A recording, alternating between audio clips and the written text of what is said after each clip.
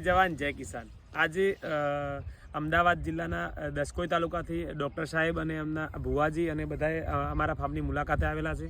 આવા લોકો મળે એટલે મને પણ બહુ મારી હિંમત વધે છે. તો ખરેખર ડૉક્ટર સાહેબને સાંભળીએ કે ભાઈ અમારું ફાર્મ કેવું લાગ્યું અને તમારી આગળનો જે કોન્સેપ્ટ શું છે સાહેબ જણાવશો. રામ રામ કનવરજી. રામ રામ. કનવરજીનું ફાર્મ તો વાત શબ્દોમાં થાય એવી છે જ નહીં, કેમ કે મને તો એવું લાગ્યું કે અહીંયા આવ્યા પછી સ્વર્ગ જેવું લાગ્યું.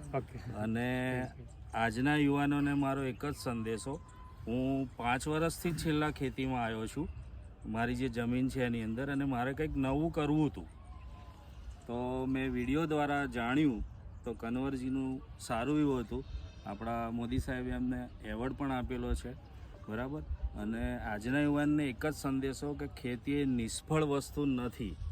અને આજનો સમાજ એવું સમજે કે ખેતી કરતા છોકરાને કન્યાઓ નહીં આપવી, તો કનવરજીએ ખોટું સાબિત કરી બતાવ્યું કે ખેતીમાંથી ઉત્તમમાં ઉત્તમ પૈસા મળી રહે. થેન્ક યુ સાહેબ, ખૂબ ખૂબ આભાર તમારો.